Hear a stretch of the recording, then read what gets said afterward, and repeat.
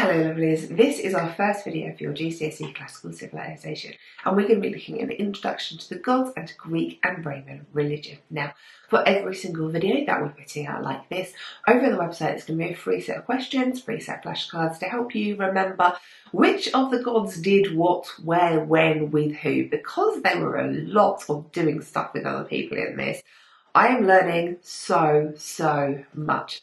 There are loads and loads of resources for you to help you revise up on the website, so if you look at the description down below, you can get a link through to all of those.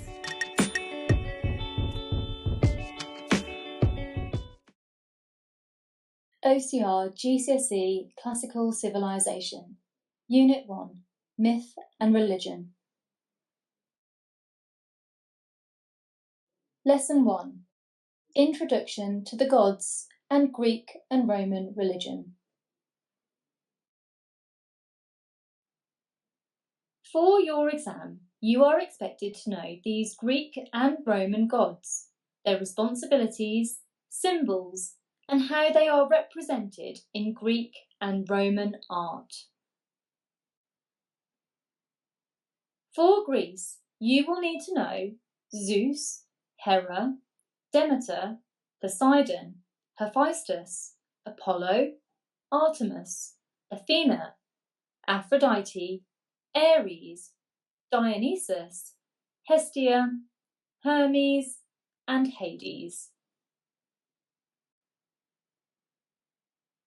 For Rome, you will need to know Jupiter, Neptune, Vulcan, Mercury, Mars, Pluto, Apollo, Juno, Venus, Minerva, Diana, Bacchus, Vesta, and Ceres.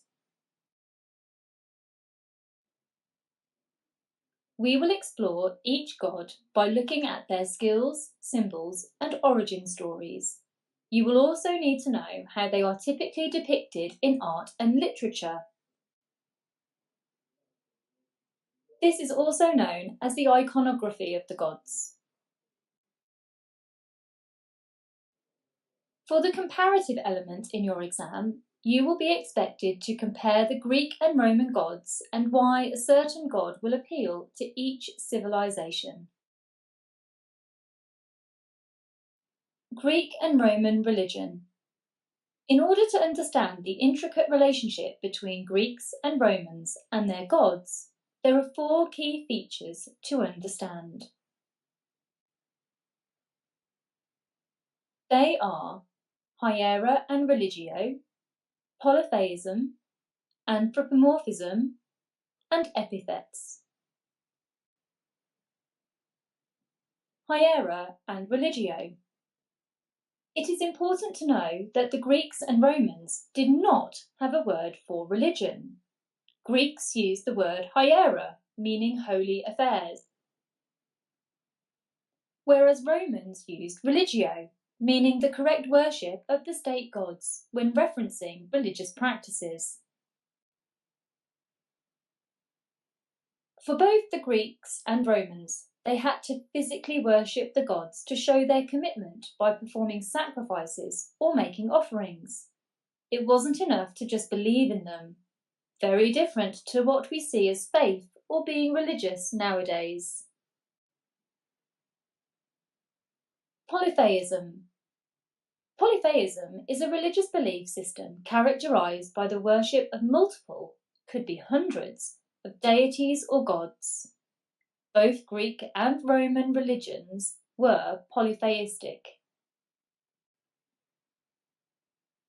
In polytheistic traditions, believers recognise a pantheon of gods, each associated with specific domains, powers, and aspects of the natural or supernatural world.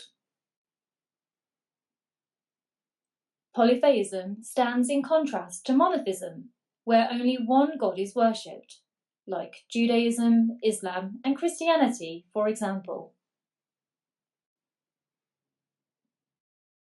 Anthropomorphism. The gods in Greek and Roman mythology were anthropomorphic, a concept which non-human entities, such as gods, animals, or natural forces, are attributed with human characteristics, emotions, or behaviours, in order to make them more relatable to the people.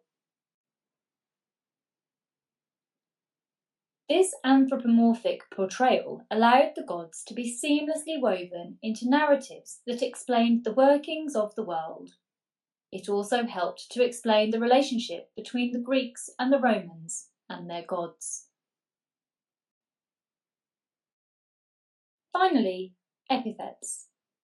An epithet is a concise word or phrase used to describe the gods, typically highlighting a specific quality, attribute, or role associated with them. For example, Homer uses the epithet cloud-gatherer for Zeus to highlight his control of the weather and his position as king of the gods. Epithets served several purposes. First, epithets helped define characters quickly and memorably, summarising their most essential qualities or achievements. Secondly, in oral storytelling traditions, epithets made the stories easier to remember and recite, adding to the rhythm and musicality of the verses.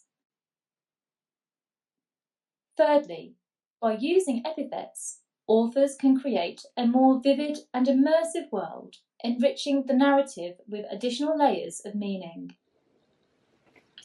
Ouch!